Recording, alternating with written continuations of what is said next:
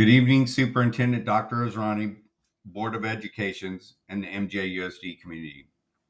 I am Doug Trower, Director of Buildings and Grounds, and today I will share with you an update of the Facilities Master Plan and progress made with facilities improvements. The FMP is divided into three sections, and today I will cover sections 1 and 2. At a later date, we will return to talk about the bigger discussions around space and increased enrollment. The FMP was created and completed in 2022 by PBK, and the goal of the FMP is to evaluate the condition of its sites and their components. The areas of focus are classrooms, support common areas, electrical and mechanical equipment, as well as hardscape, playgrounds, and safety fencing. The FMP enables the district to estimate pupil population, make objective appraisals on school facilities, coordinate a program of total school and community planning, and maintain a program and financing of school facilities. The Facilities Master Plan consists of 305 projects throughout our entire district. These are broken out into three categories and are given a priority level. There's new construction projects, modernization projects, and repair of existing buildings. Priority 1 had 126 projects, 23 of which are completed. Priority 2 had 134 projects, with 15 being completed. And Priority 3 had 45 projects, with 7 being completed. From September of 2022, we completed over 2,854 work orders and contracted out over 83 jobs. Some of these projects have been covered during our big construction projects, as well as our routine and deferred maintenance projects. Here in this graph is every school with their priority levels 1 through 3, stretched over a 10-year period. And as you can see from the dollar amount, this is an unreal expectation of work and the money the district would need to complete these actions. Understand that the district does not receive any facilities funds from the state, but has to set aside funds for deferred maintenance, which is a limited amount. This is why it is important for the Buildings and Grounds Department to continuously maintain and improve facilities, as costly repairs are then avoided. Here we have the priority index. It is a rating of 1 through 4, with 1 being the worst and 4 being in good repair. Each school was gone through by architects, engineers, and consultants, and this metric is used to grade all aspects of our facilities. This chart shows each site with their identified actions on the priority index. There are 17 sections in total, ranging from roofs to interiors to fire life safety. This chart and areas are used to prioritize the routine maintenance and deferred maintenance funds to improve the conditions of our site. The work we do throughout the year directly reflects this chart. The work order system covers all aspects of our school district, from the buildings to the grounds. This is the basis of our day-to-day work, and our mission is to maintain a clean, safe, and functional environment. There are a lot of repairs in our day-to-day work that go together with the FMP, some of which I have listed here. Again, we have also contracted out over 83 jobs, and the contracted jobs are assigned when the work exceeds the district's capacity for manpower or is considered an emergency. These jobs mimic jobs and projects we can do in-house, only on a larger scale, and the contracted jobs generally require more equipment or manpower than we can provide. Here we have some pictures of some carpet and flooring that were done over the year. Cove Lodge Preschool is the first picture. Lomarica office is the second picture, and Lyndhurst Counseling Office is the third picture. Asphalt repair, this is from LHS, but we also did some repairs at Johnson Park and Yuba Gardens. Some bathroom repairs that were done, new flooring, new partitions, and new bathroom fixtures. These are MHS restroom and Cedar Lane restrooms. Here we have a couple examples of portables that were repaired. We replaced the siding as well as repainted. This is an example of doors that have been replaced. This example is from Marysville High School gym, and these doors were replaced after the gym floor had been completed. This here is Loma Rica, and we addressed many issues starting with the classroom building. We installed new AC units and replaced the roof, added security fencing to eliminate access to the classroom from the parking lot, and all 4 classrooms were painted and new tag board was installed. The carpet was replaced as well as the flooring throughout the building, and 1 portable received a new roof, and we finished by painting the entire school.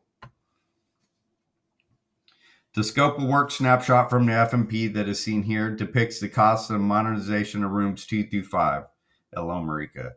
However, due to the need to keep space occupied and functional while also keeping in mind funding sources, the building and grounds funds were the most productive choice that allowed for the necessary structural upgrades as well as upgraded interior finishes while staying within budget limitations.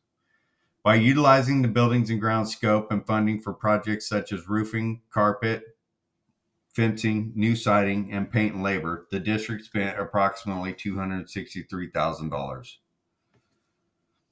The next few slides, we will detail out the major projects you see on this page and the costs associated with them. 5 projects in all, $67 million. Here we have the Arboga expansion project. The FMP did not address this as a priority. However, this is a great example of how changing enrollment and overcrowding made this project a priority. Here we have a rendering of Foothill modernization. This is another great example of using district funds to make necessary upgrades at a site. Although there are still many needs to address at this school, the school has been totally gutted and rebuilt inside to provide proper classroom space, safe exit routes, and modernized restrooms. The original master plan snapshot for Arboga is seen here. And the original estimation needed to adapt to the needs of the site as it shifted from an elementary-based site to a site that served K through 8. There were similarities linked between the original master plan vision and the final work completed at Arboga.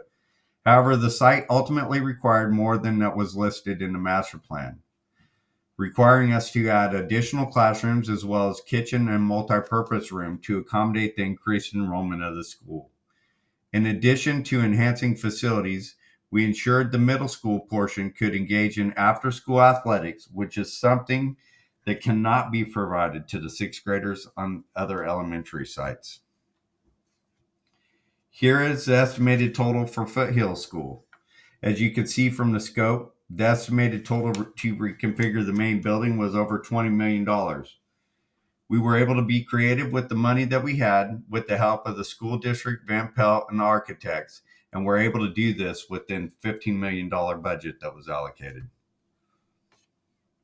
Here we have the Covalod 2-story classroom.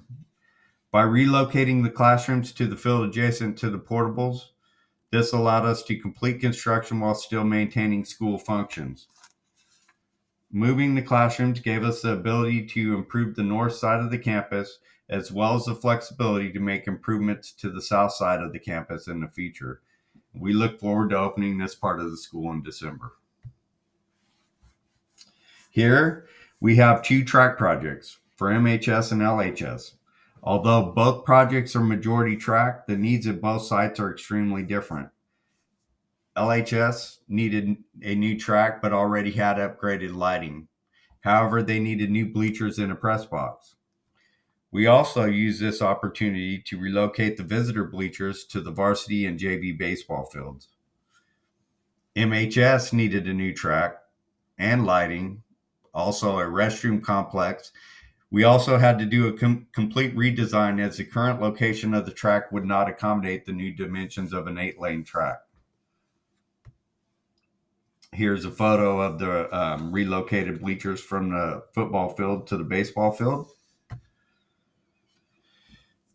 We also have projects that are required to improve teaching and learning, but not listed on the FMP. These projects are considered a priority by the district and the facilities department. And they're listed here. And as you can see from this, we have identified projects that were not listed as a priority on the FMP, but through further discussion with site and district officials, they were determined to be issues that needed to be addressed to promote teaching and learning. The goal over the next 5 years is to use our deferred maintenance budget to continue to make improvements to our buildings, playgrounds, and security. This is a list of potential projects that I have. Here are projects listed as major priorities within the Buildings and Grounds Department with the existing conditions at our site. These projects would be funded through restricted routine maintenance and deferred maintenance funds. Since we will be facing financial reductions from the state, we will have less money to put towards these projects, so we will have to start by completing projects by safety first, then building repair, energy efficiency, and then most needed. In summary, with increased enrollment, lack of funding by the state, and unfortunately due to the bond not passing, we are looking at all available funding to add portables to overcrowded sites. We will continue to be strategic in finding funds to improve the overall condition of our sites. Thank you. Have a great day.